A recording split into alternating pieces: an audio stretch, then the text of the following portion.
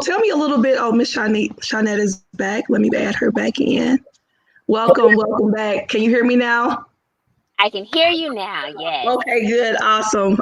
Well, so go ahead, Mr. Emack, and continue to tell me a little bit more about what you do. I guess my question for you was in regards to your pictures and your work that you do. You have captured some really right now moments in regards to some of the events that we've had right now in our climate, the current things that have been going on in regards to the riots and different protests. So can you tell me a little bit more about that and why you feel the need to capture those moments? Yeah, so like I was saying with the creative agency and the things that I do there with that, that's to put that in the background, right? So just hold that in your mind. So Okay. it's gotten to the point where I don't know if it's the same with you, but I'm assuming that it's the same with everybody, where we started seeing Black people get killed on the news. And it started off as like the first couple times that we saw it like on camera, it was enraging. Like we were pissed about it. And then we Mm-hmm. hopeful that something was gonna happen. Then nothing happened. Then it kept Right. happening more and more and more. And then Right. rage and that anger started to slowly turn into like you just kind of give up. You just kind of give up on, well, they're not gonna get charged, so why get upset about it? And then Right. kept going, and then it turned into more of a, all right, enough is enough.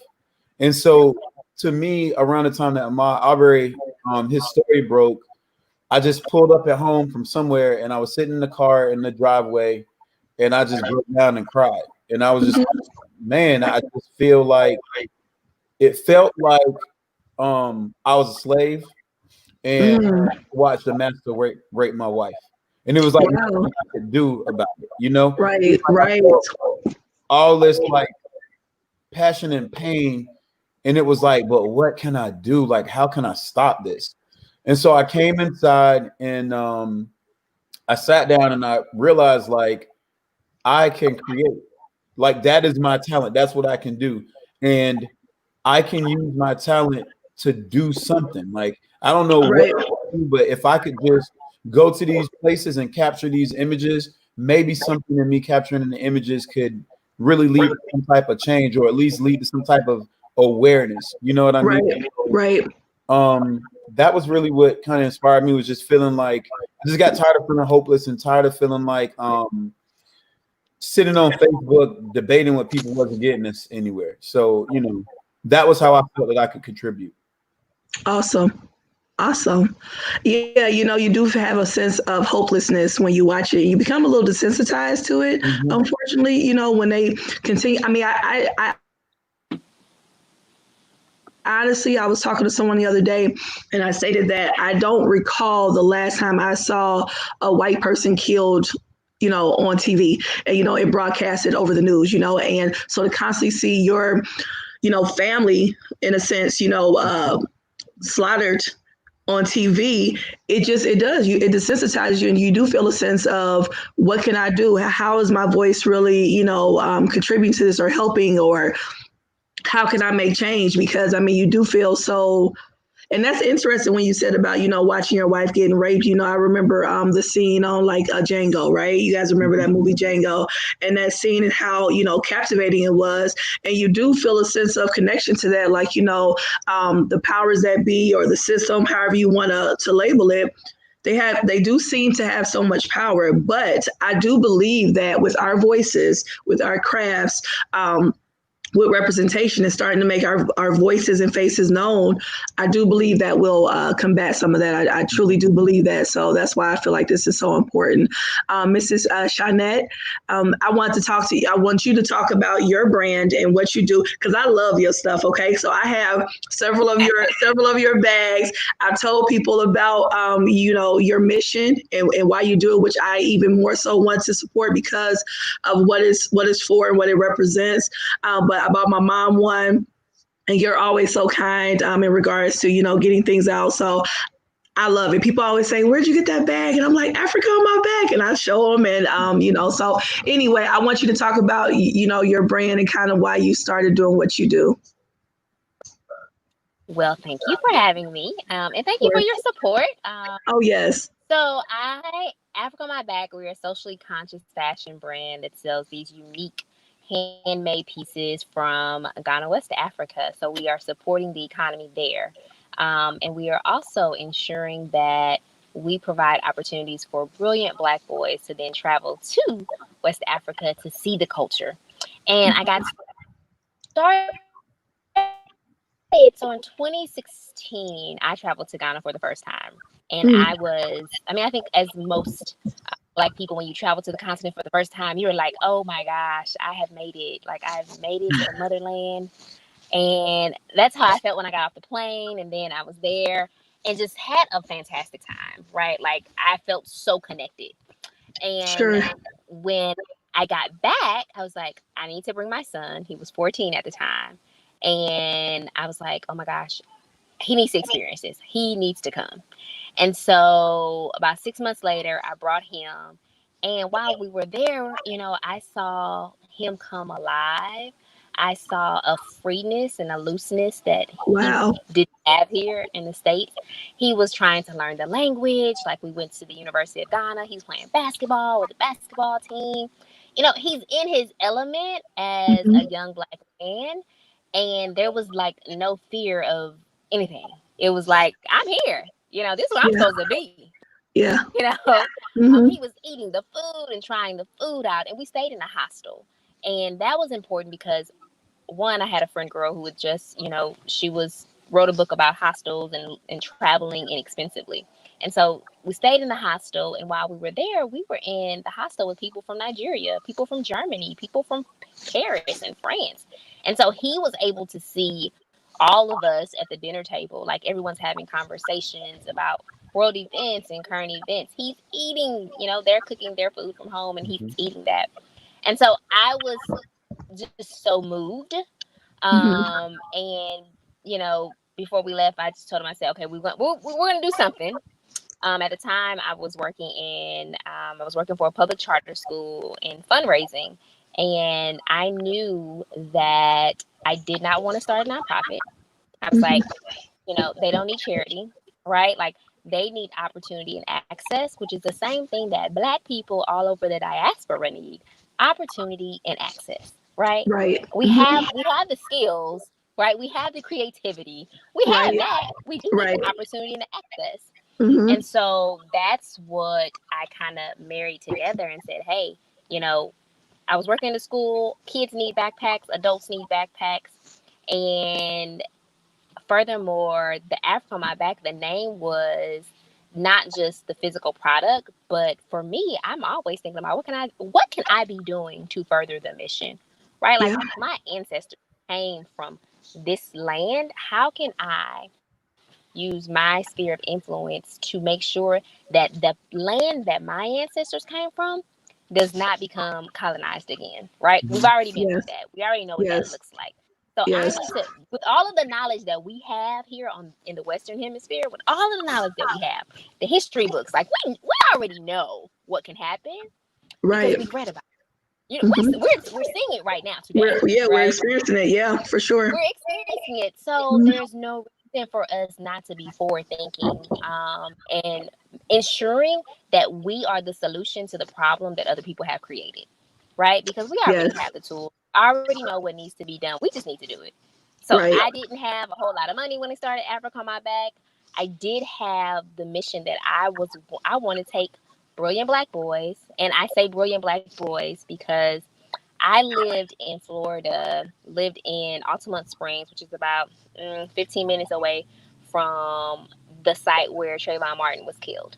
Mm. And so at that time, Trayvon was made to be out to be this person who was a thug. He had got kicked out of Right. school. That's why he was with his dad. Like, all of these negative things. Right. And I said, the more and more our children hear that, sometimes it gets in their subconscious, and that's what they Yes. think. Yes. And I started to say, no, I have brilliant Black boys. That was their name on social media. Like, me and my brilliant Black boys, me and my brilliant Black boys, because I believe that whatever you call them is what they will be. And Yes. so we started with the brilliant Black boys, and people would, like, literally, that's what people would refer to them. And that's what I wanted. refer to them as brilliant black boys and nothing else. And then other people started calling their boys my brilliant black boys. I'm like, absolutely, yes, brilliant black boys. And then people said brilliant black girls. Yes, brilliant black girls, brilliant black boys, all of it. Yes. All of it. Yes. And so, recently, March, the dream came into fruition, and we were able to as a matter of fact, there were 14 of us that went on the trip to Ghana. 5 brilliant black boys went to Ghana. That's awesome. That's amazing. Girls. So it's been one thing after the other, in the political climate that we're in right now, the revolution that we're living through at this current time. It's just grounded me, and I'm even more focused on making sure that we never lose sight of where we come from. Right. And that our children know that at any moment you can get up out of this country if you need to, because there's a place for you. The land of your the land of your ancestors, there's a place for you. So that's who we are. That's what we do. No, I appreciate you. I really do. And I appreciate your message, because I am a firm believer in, what you speak over a person. And like you said, the words that you say I have sons as well. I have four sons.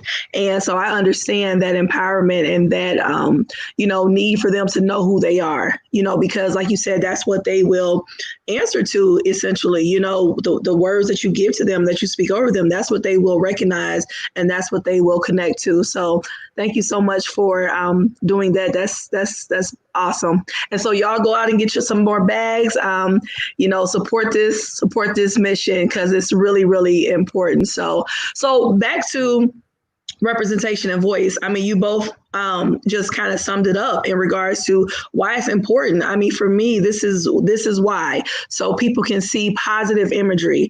With you, Imaki, positive imagery. I mean, I know you have really captured some beautiful moments in time. Why is it important for you to capture some of those? I mean, I know I saw one of like an older lady. It almost looked like she was praying over the scene where the brother got killed the other day in front of the window. The one from Wendy's. Yeah. He was actually there crying. Like everybody was standing around. They had like rows of candles to make like a vigil, and everybody else was kind of standing up, and she just sat down and just sobbed. She was just crying. But she wasn't praying. She was crying, smoking and crying. She was just smoking and just sobbing. But yeah, I'm sorry. But can you ask that question again? You took me through like my mind went like back to last night, so I kind of missed what you were. No, you could talk about that a little bit. I mean, because when I saw it, it just reminded me, I mean, especially when I looked at her age, when I kind of just looked at what she, the age that she may be around, how many times she's had to see this, how many times she's seen, people crying over Black men being killed in the streets, so I'm sure she felt almost like a sorrow, just kind of like, as you talked about earlier, where you just feel kind of helpless, like what can we do, so when you go to these protests and like visuals, it's like a energy that you feel that's out there that you don't normally feel, you know what I mean? It's like there are moments when things happen, or so I'm trying to think of how to describe it for like people that haven't been to one. Like you come together, everybody's kind of standing around, and you have somebody on the bullhorn. A lot of times these things are not like organized. They're starting to be more organized where there's an actual organizer, but at the beginning it wasn't really organized. And what would happen is a person would like speak or say something loudly, then the crowd would like circle around them, and everybody's like looking to them to hear what's being said. And then people kind of take turns coming in. And sometimes when people speak, some of the things that they say, you can feel like a shockwave go through the whole crowd. And then you look at people around you just crying, like just sobbing. And so I can't remember what exactly was said at that point, but I do remember that at some point, the organizer was like, who I assume is the organizer. She was kind of like, all right, I want everybody to stop. We're gonna have a moment of silence for 8 minutes and 46 seconds. I don't know if you've, and like I've been around like to a lot of these protests in a lot of places. Right. That's not an uncommon thing for them to say that. But this is the first time that I actually kind of stopped for a second, because usually I'm moving, trying to capture it. And I actually stopped. And I was like, holy crap, that felt like an hour. You know, that is a long time. So it's like, I guess it was when you realize how long it was, and then you think about the fact that you can't move, somebody's on your neck, and two other people, somebody's got your feet held down, somebody's on your back holding you down, and somebody's got a knee on your neck for that long. I think that was one of those moments that sent the shockwave where it kind of touched people like on an emotional level. So I think that's what that moment was, if I'm not mistaken. But it's just, I can't really describe. I can't really describe what it's like being out there. You know what I mean? Yeah.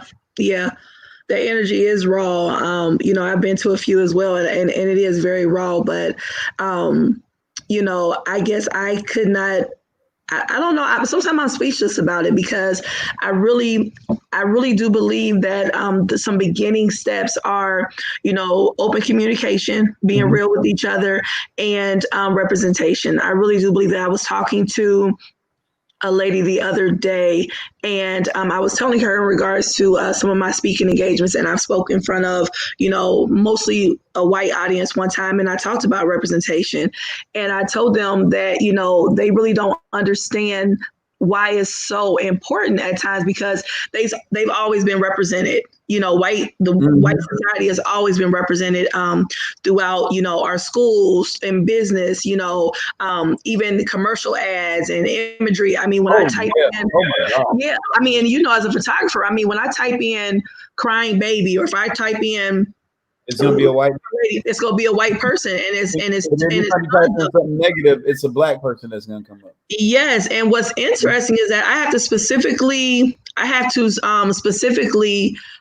you know, type in black. Yes, and even then it may be a couple, but nowhere near the amount of images that you get. You know, you'll get a crying baby in black clothes, a white baby in black clothes. Yeah, I know, because I've had to try to find it before. You have to exactly search. But can I speak on representation? Sure, please do. I didn't really excuse me. I didn't really realize how. Don't cut your eyes like that. I'm fine. Make sure you don't have COVID. But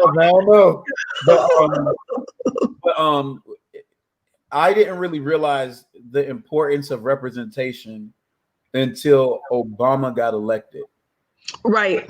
Like you know how the way it felt when he won was like, man, like you can't even put it into words, like how much pride you felt. There's like, man, you look like me, like the way that felt. And I was like, man, it's almost like being in a bad relationship where gradually things get worse and worse and worse, and you don't even realize how bad it's you're such a yes until you break up or something new happens, and now you're like, whoa, this is what it's supposed to feel like.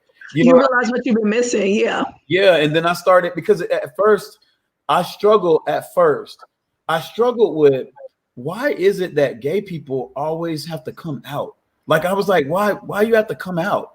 And it did, in my mind, I was trying to make sense of it. And then, like I said, when Obama got elected, I was like, oh, it is necessary. It is important for like gay people, trans people, women to see other people like them in prominent places, because they need to feel the way that we felt. Well, I say we. I'm saying we as Black people, but y'all are women. But everybody needs to feel the way that it feels to see someone like you step ahead of you, because a lot of times you're in the room or you're wherever, and you don't know how you're going to do what it is that you want to do. You might be Right. ambitious about something and everybody around you is telling you can't do it or whatever Right. it is, and you need to see that. So like, Well, it's motivating. it's Yeah. like super important. In further than representation being important from an inspirational standpoint, representation is also important from like a structural standpoint. If you don't have anybody like you in positions of like decision making, you get left out of the decisions.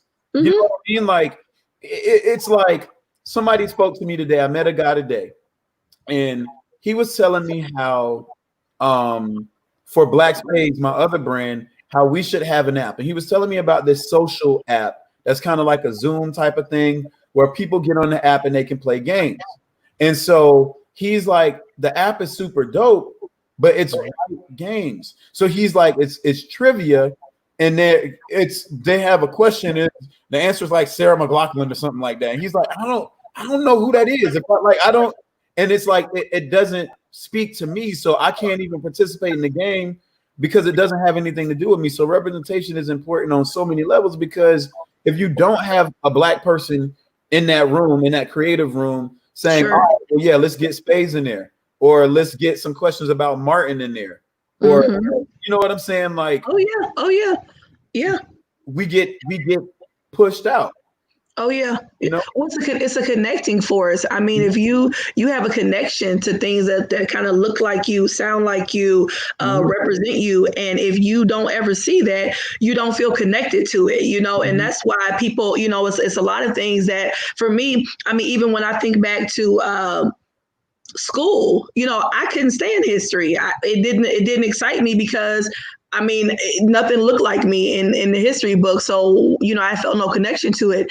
And now as an adult, of course, I do feel a lot more connected to things because I was able to seek out things that represented me or I felt connected to. Shawnette, what do you feel in regards to representation and, you know, just kind of why it's so important, especially right now? I think that, you know, it's super important right now, but just tell me what you feel. Yeah, I think that it's extremely important. I remember the last, I guess, corporate job I had where I was on a fundraising team and I was the only Black person. We were a team of 5 or 6. Now, so not just I'm the only Black person, but our donors are like all white and they're like all filthy rich, you know? So you see my hair, right? Like this was my hair going into my earrings. Like as time went on, I became more comfortable in my skin. But initially my hair was straight because I was trying to fit in, you know, because there was nobody in the room that looked like me. And so I remember one day, like I had the conversation with my manager. There was another young lady on the team, and she and I we really didn't get along. And she would do stuff, she would mess up, right? And like she would never get called on it. And I was new. And so I messed up one time, and my supervisor, you know, she wanted to have a meeting with me, and we're talking. And I said, I just want you to think about it. I'm the only Black person on this team. I said, and I named the other girl. I said, and she messes up all the time because we have the conversation. I said, and nothing ever happens.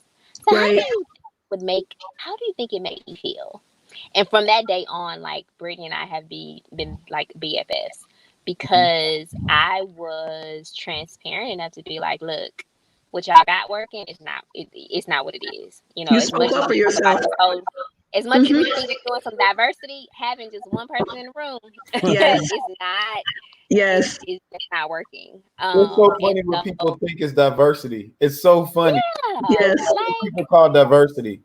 And sometimes we feel that way. We feel that way too. If we have just one or two, we're like, "Oh, this is diverse," and that's not diversity, you know. But I think we've been so accustomed, you know, as myself being the only person that looks like me, and sometimes the only female, you know, that's in a room, especially Black, you know, and if I see another one, I'm like, oh, great, they have more than one. And it's like, you know, sometimes we're invited as a favor, you know, and it's like, you know, don't do me any favors, just be more inclusive. So, but go ahead, Miss Shawnette. Sorry, I just wanted to talk on that too. But you know, after that little incident, like the team really started to go deep, and like it was obvious because I started to point out, okay, so this is what's wrong, and this is why this is not working. And it was really me showing up for myself. So when I went to Ghana the first time, that's why I was literally super duper excited. Like I really don't even know how to put it into words because all around blackness. Yes. Every billboard that I saw, all the billboard, I was like, oh my gosh, like what? Because it's gotta be captivating. Like I went to 2 HBCUs, so I had that experience. But when you leave the HBCU and you walk out into the world, then you're back to regular smuggler. But when I was done, I was like, oh my gosh, everybody looks like me. This is what it feels like to be the majority, where you don't have a care in the world. You don't have a care in the world. And it was important for me to bring my son because I needed him to see that. Right? Like it became this mission, like I need other people to get here because we don't, I think because we've been here for so long, I don't think we can fathom just what it means to be represented in everything. Right. From every place you go.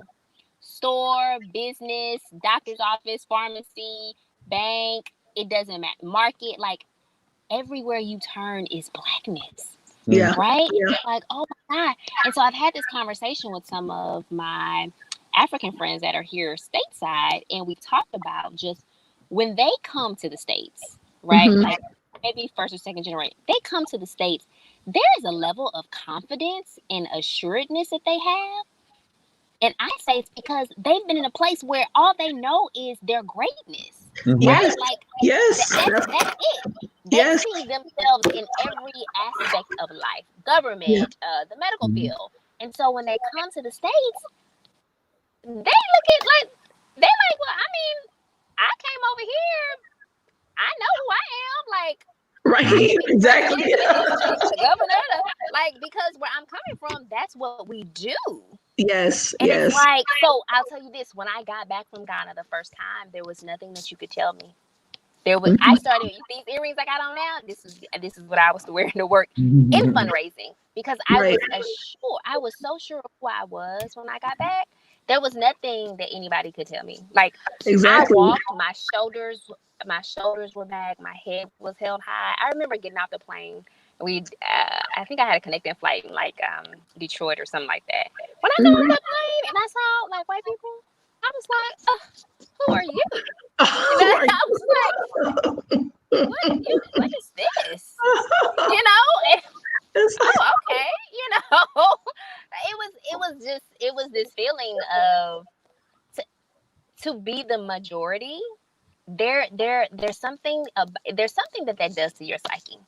Oh, and yeah. So, oh, and yeah. I'm thinking about that, and I'm thinking about the way, privileged people act and the way it's I can see it. I can see it. Yeah, I definitely can see it. Yeah. I definitely can see it. But I think that a lot of white people will deny privilege. Oh, yeah. Because they don't understand what the privilege is. So a good example of that is when I was talking about, I'm sitting here like, why do you have to come out as gay? That's privilege. That is privilege. Because it's a privilege to not have to come out as something. Because what you are is already represented. Like it's already the norm. You know what I mean? And that is a privilege. And so if somebody were to come to you and say, that's your privilege talking, you'd be like, that's not privilege. That's just regular. What are you talking about? It's because you're seeing it from this scope of, I don't know anything else. I've never had to be oppressed in that particular way. So no, this is normal. You're the one that's odd. It's not me. It's not a privilege. This is normal. And so I think that a lot of times, a lot of white people might get upset about their privilege or getting their privilege called out because they don't see it as privilege. They just see it as normal. And it's just like, no, that's not normal. It is definitely a privilege because if you think about it, like I was at Florida State in the fashion program. I was like one of like 3 black people in the, I go to a big, huge class and like 3 black people. Sometimes I'm the only black person in the class. Oh, and yeah. so, like, imagine if we flip that on its head and then had white people inside of a class. I mean, you know, all black people and one white person. And everyone we went to was this one white person. And then in that class, black people had their little cliques and their things that don't resonate with you. You know what I mean? That you can't identify with. And you have nobody there that you can connect with at all. Like if a white person was put in that position, they probably feel uncomfortable. It's probably uncomfortable to be, you know, if we go to a homecoming game, if you're a white person, you just go to a homecoming game, you know, homecoming game, you might feel uncomfortable when black people start getting loud and playing spades and slapping cards on the table. It like our culture might make you feel like, oh well, let me get out of here because this ain't. But we don't have a choice. We have to be in that situation. And so I think that a lot of times what white people may see as normal, they don't understand the privilege in it. You know what I mean? Like, right. There's a privilege in saying, okay, well, this is a black thing, so let me get up out of here because this ain't our thing. We exactly. have the privilege of saying, oh, this is a white thing. Exactly. It's just a thing. And so if we're uncomfortable, we got to deal with it. You have to just deal with it and navigate through it the best way you can. Yeah, for sure. And that's why representation is so, both you guys just made great points in regards to why representation is so important. Shanette, when you went over to Ghana and you saw not only us being the majority, but representation on the billboards, you know, in the magazines, on the TV, the news reporters. When you see people that look like you feel like you can aspire to be something, you know, bigger than yourself. You know what I mean? You feel like you have a team. You feel like you have a village. When you don't have that, then you feel kind of isolated. I mean, you don't feel like your voice really matters. You know, and Emeki, what you just talked about, I mean, that is so true in regards to privilege. And that's why it's the privilege, because you have to, you know, even when you look at people, you know, in comment sections and they're able to delete a person or, you know, not deal with it because it's too much for them. You know, it's like, we don't have that luxury to delete and not pay attention to it because it's happening to us. You know, it's happening to us right now in real time. So again, that's part of the privilege. That's part of that being able to say, you know what, that doesn't really impact me. I don't really connect with that. I don't want to have to see that. Mm-hmm. And I was like, it's not that I don't want to deal with it. It's just that, no, it doesn't exist. So I'm just going to tell you that your concern doesn't exist because it's not true for me. So it's not true. It's not true that police are like harassing. That just can't be true because that I've never done that. Or the police harass everybody. No, it's not the freaking same. And it was interesting because I was talking to somebody else today, one of my homegirls, and we were talking about the young lady that got killed in Tallahassee. The actor. I can't pronounce her name, so I'm not gonna like disrespect her like that. But I think we're talking about. And so I post about her, and in the post, I put a series of tweets that she had that was talking about how she had been like assaulted, like sexually. And so I was talking to my friend, and I was like, when I was in Tallahassee, I was homeless for a while, and I had to live out of a car. And so I know that struggle of not knowing where you're gonna sleep or how you're gonna eat or bathe. Like that's a real thing. Like not knowing from time to time you're in school or doing whatever it is, the reason that you're in Tallahassee. So you have to be this person in front of everybody because obviously you're not putting your business out there. Right. I'm like, I know how difficult that was. And so I'm thinking to myself, man, to add the fact that you ain't safe when you finally do get somewhere, like I don't know what that was, you know? And so my homegirl was like, dang, I never even thought about that. And I'm like, you never thought about that? She was like, nah, because that's like my everyday. And so she was like, every day I walk into a room and it's like, I don't know, you know, I don't know.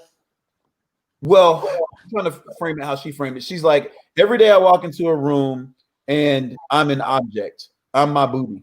I'm my that. So it's crazy that there is a big glaring thing that like, yeah, this man forced himself on me. And I didn't think about how difficult that was because that's a part of my experience. Every day, right. That is privilege on my side. You know what I'm saying? Like it's privilege that I don't have to think about that. That is a privilege. And so to me, as a man that's not going to do that to a woman, if a woman were to say, hey, this is what we go through every day, I just dismiss it as like, come on, man. Like, who does that? Because Right. it doesn't resonate with me. And so Right. on that topic of privilege, it's just like sometimes it could just be a dismissal of your experience. Sure. And that's what the privilege is. It's just, oh, it doesn't exist for me, so it doesn't exist. And it's real. Yeah. No, that's very true. I was speaking to somebody the other day. I'm glad you made that point because we were talking about everything that's happening, and you know, they were saying, "Well, how can people act like it's not going on?" I said the same way we act like the bombs aren't going off in Syria or other parts of the world. You know, we don't see it. We don't have to worry about going outside and seeing literal bombs being dropped down or people being slaughtered like literally like every day, like all day. You know, that's just a part of everyday life. So we hear about it on the news, then we go get in our car and go to Walmart, get groceries, and come back home and never think about it again, because it does not directly impact us. So that's also a privilege that we have, that we don't have to, worry about that, So that's very true what you're saying. Shanette, do you have anything to add to that? I'm just thinking of just before we went live, and Mackie was talking about my teeth. And just like the privilege I have, people would say, "Oh, she's petite. She has beautiful teeth. She has a beautiful smile." And that right there, and how that plays into this body shaming culture that we have, or the colorism that we have in our community. And it's like there's some privilege that we all have. Sure. And it's being able to kind of like recognize the privilege that I have, the space that I can take up from someone else. Yeah. And only acknowledging that, right? Mm-hmm. And it's like the more work I do on myself, almost like I become disinterested in calling out other people's issues, right? Like one of the things that this has brought up is a lot of white people are like, what can I do? How can I help? They're just kind of clueless, right? And so I've been directing people to resources and books, and like the information that you need to educate yourself is already out there, because again, none of this is new. Right. Like this is, we've been talking about this for forever. Yeah. And how do we then, move from a place of education to action, right? And so for me, it's like, let me tell you how not only are you privileged, but I am privileged also. Mm-hmm. Let me break it down for you in a way that maybe you can understand. Right. Right. So that's part of some of the stuff that I've been doing or working on. Is when I was at that the charter school, and charter schools, a lot of them are run by white liberals, progressive people who want to come in the inner city. We know the drill. And it's like, but you come from a place of privilege. Mm-hmm. And in your privilege, how are you helping these Black and brown children understand who they are? Like, where's the representation? Yes. How are you checking your own privilege and your biases so that you're not projecting onto them what you think they need versus what they need as a community? You hit the nail on the head. Yes. And I'm gonna tell you why, but go ahead. Because they think that they're doing like this stellar job, like we're providing this education because you wouldn't have it otherwise. And I tell people, Black people been educated. What you talking about? Like, this is nothing new. We've been educated. Let me hip you to what that is. And so I think some of the work that I think we could possibly take on is owning our voice and not being afraid to call a thing a thing. Exactly. You know what I'm saying? Like, for a long time, I've been fearful. You don't want to rock the boat when you're in an environment. You don't want to speak out. And a lot of the time we play small, and it's like, no. Why play small when you are so great? Like, check people on their privilege. This is what it is. Call it out, and then move on. And then move right on, because there's so much damage being done. And some of that is because we have been afraid to speak out. We have people come into our communities and tell us what they think is best for us, knowing that we know what's best. This example. So the charter school movement is all about getting first generation college students to and through school, right? You all know about the Upward Bound program. Oh yeah. Right. So the Upward Bound program has been around how long? Forever. Yeah. Right. It's been around. It's been at HBCUs. It's been at PD. Like, it's been around to do that very same thing. However, charter schools came in and co-opted that whole movement and came into our communities and said, we're here to help first generation college students. But Upward Bound has been doing this work. Right. But nobody said anything. You know what I'm saying? Like, nobody, I know I went to Texas Southern and we had Upward Bound. I went through Upward Bound. You know, my sister, like, it was a thing at our African American high schools. Like, you would go to Upward Bound, you would do that during the summertime. And this is before the whole charter school movement. And so talking to the director, she was like, you know, we've been doing this. I said, you're right. You're absolutely right. Yeah, you guys were doing this. But we didn't check charter schools at the door and say, hey, you know, you can partner with Upward Bound because these organizations have been here. They've been doing the work. You know, so your privilege that you're exerting to come in and tell me what I need to do versus, hey, how can I come alongside you and maybe give you access to some resources, to some of the friends that I know, because you're already doing this work. Like, now is the time to really just like, look, no, I don't need what you're offering. This is what I need you to do, and just hold people to it. Hold people to it. Yeah, and that what you were saying is about coming in and not asking questions is a few years ago I went to Haiti because I wanted to try to see what I could do to help in Haiti.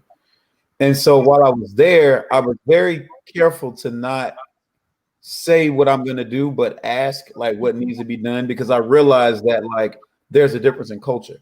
Sure. When I got there, though, what I realized is that a lot of NGOs and like nonprofits, whatever, go in, like you said, with this assert savior type of complex where, you know, let me go in and help. And so just to lay some groundwork or framework for reference, in Haiti, in much of Haiti, there is no sewage. So there is no like sewage system under the ground. There is no running water. There is no electricity. You know, some people like build a home out of whatever they can find, and they like sleep on the dirt, basically. In a lot of areas in Haiti, right? And I'm talking particularly about like Port-au-Prince and like the more impoverished parts of Port-au-Prince. And so what they did was somebody created a competition where NGOs would come together and they would design these houses for people to live in. And so when they designed the houses, they had like all these funky, creative looking, like small houses, you know, like creative looking houses. And they had bathrooms and kitchens and like all this type of stuff. And the houses sat there because what could they do with it? How, and it was so obvious. It was like, you made this house and you put a bathroom in the kitchen. Why did you have to do that? You know what I mean? And it's coming from a privileged perspective of, oh, you should be living like this. When in reality, what good is the bathroom when there is no sewage to connect it to? You know? So it's like, you built this to an American standard, but they didn't need it at an American standard. They have a way of doing things already solidified. So what you should have done was integrate into the way that they've already done things. Already have established, right? Yeah. And so the idea of having a kitchen inside of the house in many parts of like Port-au-Prince is foreign. You know what I mean? Like, because these people, they live in a structure that's just four walls. So they cook outside on like a grill type of thing. You know what I mean? So it's just like the idea that I'm going to come in and I'm going to assert that, oh, well, in America, we wash our hands and we do this, so you need to do it the same way. Exactly. It's kind of mildly ignorant, and it's offensive because what you do is you wash away a whole culture. Like you're literally washing away a whole culture. And so, you know, I started asking questions and I was like, you know, if it was anything that you say that you would need, like, what is it that I can do? Like, what is it that you would want? Do you know what they told me that they wanted? They were like an internet cafe. And I was like, internet cafe. You know, I was like, y'all don't want a house? Right. Like, no. And so I was like, why do you want an internet cafe? And so he said, because if we have the internet, then we can learn for ourselves and build in our own way. Yes, So I was yes. like, Yep, I yep, love yep. that. Yeah, oh boy, my people, I love that. you know what I mean? And so like you know, Sharnette was saying, it's just the idea that you can come into a community and say, hey, you don't do this like how we do it, so let me organize your structure like how we do it.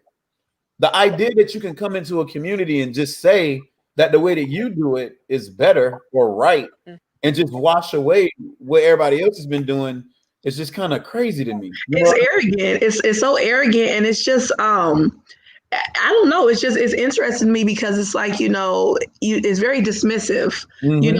as if what you're doing already isn't working because it's not what I'm doing. Is arrogant, and it's just you don't see the person. You've missed the whole point. Mhm. And so I just find that very interesting, especially with your story of them, coming in and building this whole house that doesn't even it won't be any use for them. Mhm. So I find that very interesting. I don't know. I use the word arrogant, and somebody else I can mean, use it is. a prettier word, but that's how I see it. Yeah. Because you're not seeing me. And again, that's where that's where we miss it. And that's where the privilege comes in. As you said, come in and walk beside me. Ask me Mhm. how I can help you. Don't say your way is not right and mine is better, and then just start asserting yourself. And that goes back to that, as you stated, the white savior, the great white hope. And we've been ingrained with that if this school is all white, it must be better. If this neighborhood is all white, it must be better. If this way is the white way, it must be the right way. That's kind of like the mindset that we've been given throughout generations. So a lot of us, as you say to Shanette, with upper bound, instead of saying, like you said, in retrospect, hey, we're already doing this, hey, come partner with us. It was this idea that, this might, even subconsciously, well, their way might be a little bit better because it looks differently than how we look. You get what I'm saying? We have that mindset sometimes that I don't even think that we realize is there. So I really applaud people in today's generation, in today's time, for speaking up just a little bit more about, being seen. I think we need to be more seen in a positive light, and stop allowing the media or whatever else to perpetuate a narrative of negativity and different things regarding Black culture. So that's why I really appreciate your platforms. Each one of you all. Yeah, and I mean, I like oh, go ahead. that we have to stop allowing people to perpetuate the narrative, and we have to stop believing it ourselves, right? Exactly. I just thought about. So I dropped off my son. He's in driver's ed, and so the company that we're working with is a Black-owned company. Oh, okay. And they have a food truck that's like in the parking lot. And I just thought about, like, there's a Black-owned company that has this driver's ed. They have a Black-owned food truck. My shirt that I have on says my degree is Black. It's some HBCU alums who created it. Then I had Africa on my back and thinking about my earrings. I'm thinking the narrative that we don't have businesses and that we're not self-sufficient. Exactly. It is a lie, right? That we don't work together. That we don't work together. Yes. That needs to die completely. Yes. Don't work. Man, that is hogwash. Yes. Total hogwash. It's a lie.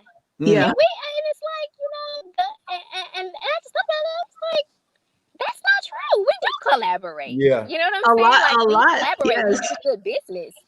Yes. Like people have stepped out and they've left corporate and their businesses are doing well. And we buy from each other.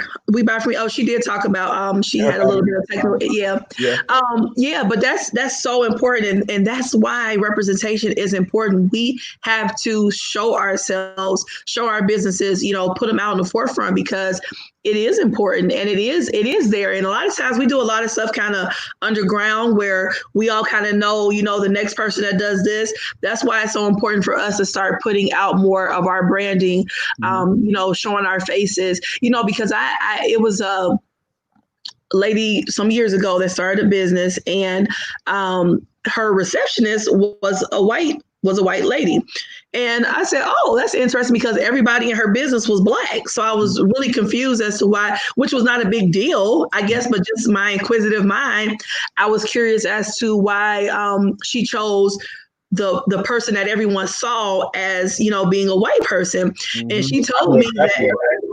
Exactly. Yeah. I mean, and she told me, she said it was because she feels like people would support her more. Yeah. And that's crazy that you say that, because I always think about that and how there's been a shift. It used to be that you, as a Black business, you would have to have a white person as the face of the business for your business to be accepted. Yeah, even your branding, people will do it on their branding. Mm-hmm. Yes. In your branding, you got to put a pretty white girl, because if not, the Black people will spend money with us, but then the white people won't. You know what I mean? But Black people and white people will buy from white people. That's how it used to be. I've had several clients that have pretended to be employees of their own companies just because they were afraid that the company wouldn't be received. Right. You know? So when you said that about the receptionist, I was like, oh, I know exactly why she did that. Because if you have a white receptionist, she's the gatekeeper. She's the first point of contact from anybody that comes in. So if you have a white lady, then you think, oh, it's more legit. It's a real because it's a white person in the company. Because a white person would not be working for a Black person. So you don't even, that's the logic. That's the thought. That's the thought process. So I know exactly why she did it. But interestingly enough, it is the total opposite now. Now it's a plus to be Black. Now you can fearlessly say, nah, we're Black owned. And now I even have clients or customers with the lifestyle brand, which I think is a ridiculous question, because I'm like, how is this not obvious? But they'll be in our DMs like, is this Black owned? Like, they want to know before they spend money, does a Black person own this? And look at TV now, when we start talking about representation, it used to be you never see Black people in commercials. Now the TV, 95% of the commercials has a Black person in there somewhere. Or they're using some type of like Black slang in the commercial. Granted, it's typically a light-skinned, curly-haired Black woman that's married to a white guy. We still dealing with colorism, but yes, we're working on that. But at least it's a Black person on the commercial. You know what I mean? So I think about this all the time, how it's been that shift to where we used to have to pretend like it was white, our stuff was white to be accepted, and now it's like, nah, it's Black. Like, and I think that stems from us regaining power in our representation, our voice. I think that, when people started going to, natural hair and, wearing their earrings the way they want to, wearing their head wraps and, not being afraid to wear braids to work, because, it used to be said that was unprofessional. And I think once we started regaining that power in our image and, being accepting who we were and are, and how we look and how we talk, and I think once you start doing that, then you start feeling comfortable saying, wait a minute, this is who I am. And I want to support other people that look like me, because we've been silenced and invisible for too long, and even though we have been the forefront of a lot of initiatives throughout history, I mean, when it comes to inventions and music, arts. I mean, our culture has been in the, what'd you say? We shape the culture. We are the culture. Yeah, so why should we be afraid of who we are when people have always been, in awe of it and have, stolen it and, mimicked it and echoed it? I mean, so why should we be afraid of who we are and what we look like? So, go ahead. But the other part of that is, for so long, it was illegal to suppress it. So, for example, I hate that she got cut off, because it was something I wanted to do before she got cut off. But for example, you look beautiful. You look beautiful. And so you could have went to a job where they could force you to take your stuff off, where they could take that head wrap off. It's not company. I worked in corporate America where, of course, that's not acceptable. A law had to be passed for them to not be able to do that to you. Yeah. So what could you, like, is it any wonder that people don't feel comfortable being themselves? Like, Exactly. does it not? How does that not make sense that a person's now like, yo, I don't feel like I can be me. Like I'm myself because I have to look like you. Like, this is my beard. I had a job that was like, okay, you have a beard, you got to shave. And I'm like, man, get out of here. Exactly. This is my it's just hair. Do you rather make money or have the? And I'm like, I'm glad I'm in a position right now where I don't have to work for nobody but me. So now I'm like, man, I'm not shaving nothing. I'm not wearing nothing I don't want to wear. Like, no, I'm not doing that because this is who I am and this is what it's gonna be. If I'm gonna let my hair grow and lock it up, I'm gonna let it grow and lock it up. Because you know what I mean? Yeah. Imagine being in a situation where you're not an entrepreneur or independent or don't have a way to make your own money and it's like, look, I have to cut my dreads or I could keep my dreads or pay my rent. Which one? Right. You know what I mean? Yeah. A lot of us have had to deal with that. Yeah. As a woman, to not be able to be who you are. And then not only not be able to be who you are, but not have a voice as a woman, just across the board, Black, white, Asian, whatever, just as a woman to be suppressed. Your voice be suppressed, you not be heard, you not get paid the right way. So like just and I'm saying just imagine like you don't know, but I'm sitting here thinking like, man, this is real. How could we expect anything less than people feeling how they feel when a system is set up for you not to be who you are? Since the beginning of time. Exactly. Yeah. It protects the people that keep you suppressed. Like, what do you expect people to feel like? You know? Exactly. So, anyway, sorry about that. No, I appreciate that because that all goes back to having a voice and representation. We have been subconsciously and consciously, made to feel like our voices don't matter. The way we talk is wrong. The way we look is wrong. Even though people spend hundreds and thousands of dollars and millions of dollars a year to look like yes. So for years, I just remember hearing people. People used to, because I have fairly smaller lips, and people would say, that's so nice that you have small lips, you don't have big butt.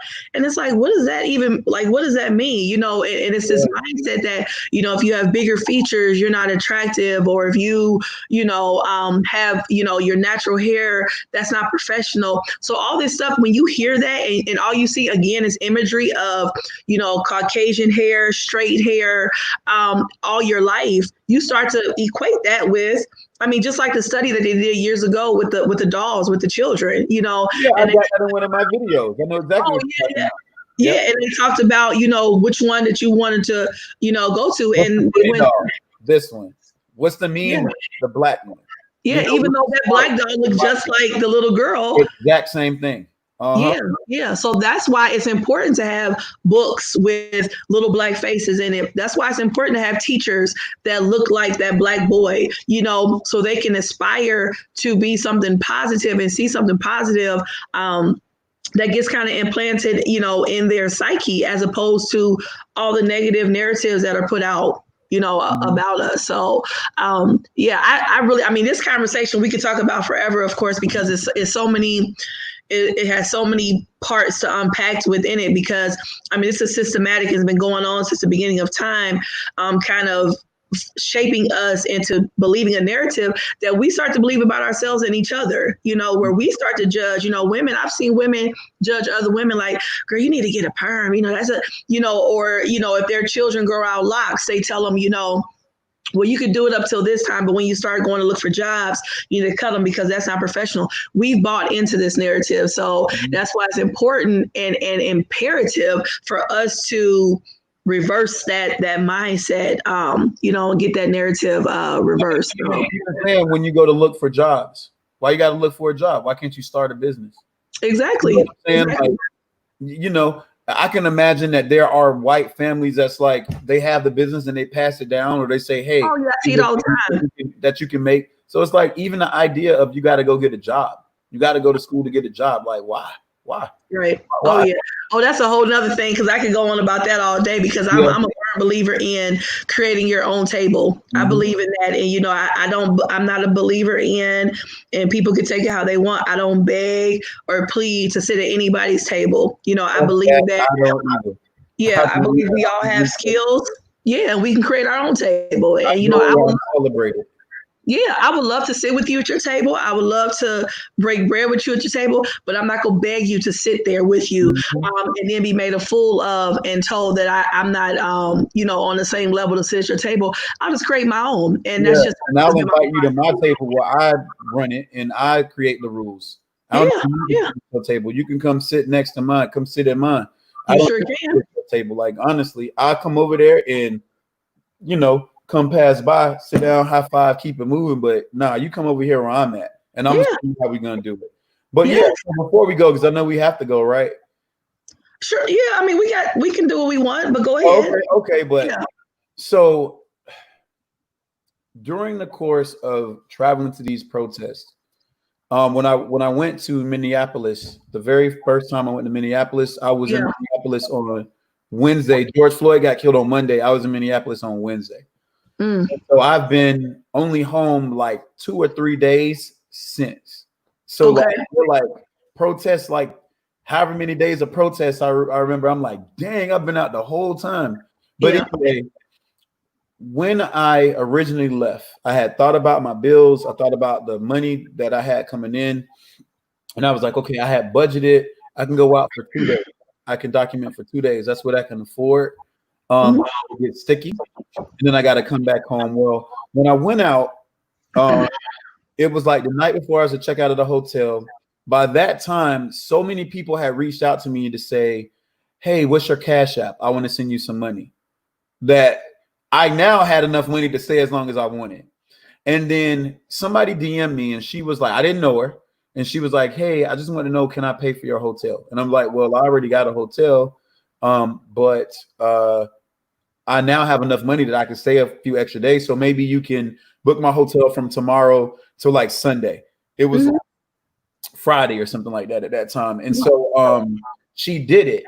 And so when she did it, I got more donations to the point that I was like, all right, I don't have to leave. It's still hot out here. I can just book more time. But basically what I'm getting at is because of that, I paid attention to who was donating. It was white women. It was Black women. I was going to my DMs and I got messages from women that I don't know. That's just like, listen, we just praying for you. We want you to be safe. Thank you for what you're doing. It was messages from guys that I didn't know, people from around the world, like all these different countries that were just pouring into me. And then what I realized, you know, was that there was support coming from all these different places that didn't necessarily represent me. It wasn't men per se, but it was Black women. It was white women. You know what I mean? It was people from places. And then it allowed me to stay out at the protest. And while at the protest, I'm realizing, like, I look to my right and it's a white woman with tears streaming, wearing a Black Lives Matter shirt. Yeah. And then I realized, like, the way that it made me feel, it was just like, man, everybody should feel like this, that they have an advocate that doesn't know their struggle, but is just as connected to that struggle.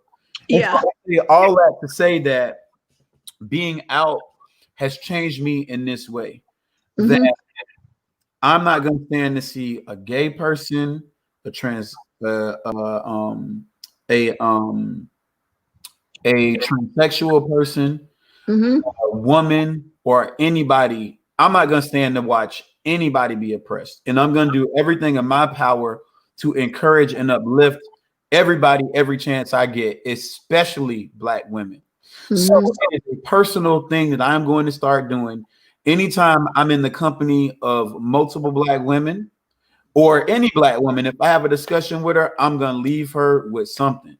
And so with that being said, I wanted to let you know that you are a beautiful Black woman. Oh, thank you. I love you. I appreciate you. I am grateful that you created this. I think that you should continue to do this because the world needs this. The world needs you and what you have to offer.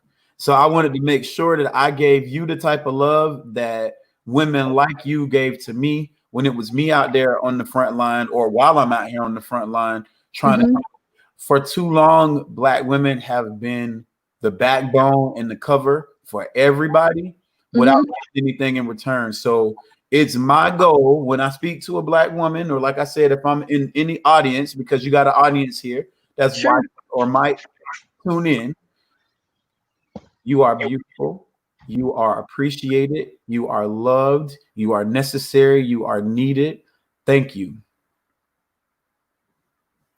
I appreciate that. Thank you so much. I mean, I don't know, I'm at a loss for words, because I really think this is part of it. This is part of how we begin to continue to build, within our communities, is seeing each other. As you stated, you're going to make sure to connect with people that don't necessarily have your same struggles, because you're a Black male, but you understand that they too have struggles. And I think that's the point of it, is that us being able to connect with each other, being honest with each other, and being able to uplift each other and support each other, and, go and support, your photography, and go and buy her bags, and, go into the little food stand that's selling the hot dogs or whatever it is, support. And that's what this is all about. So I appreciate you. Thank you so much for your work and capturing those moments, because those in themselves tell such a story that people who may not have the words to express what they're feeling, pictures capture that. So that's really, really important. So thank you. Continue to do that, and continue to deposit back into people. That's so important within our communities, especially right now with everything that's going on. We need to support each other and deposit, and not just take. You know what I mean? Like we have to do that give and take there. So again, thank you so much. Thank you for taking the time to be on here. I also appreciate Shawnette for coming on, and I'm sorry that her battery died, because she has so much fire that she was spitting as well, and I appreciated it. So again, thank you. And I'll put your website up again, so if anybody wants to get a session done with E. Mackey, or you'll do a broad, a different. You have a lot of different. Check out the website. They can check it out. Yeah, check out the website, see his work, and see everything he has to offer. Please support this brother who is out here giving a message, and, just kind of with the movement. So again, thank you so much. Have a great evening. I really appreciate you. All right. Thank you. You take care. All right. Bye. All right. Bye-bye. Well, that was so amazing. It was so nice to speak with Brother E. Mackey and Sister Shawnette. Brother Antoine, we're going to have him on another day. He had a little bit of an issue, so he was not able to come on, because I really want you guys to hear about his books that he does. He has a fiction series that are kind of based in Pan-African. It's a Pan-African series, I should say. So again, thank you so much for watching tonight. It's another episode of the Breaking Bread Village, where we sit down, have a conversation, and break bread. So again, thank you so much, family. I love you guys, and take care.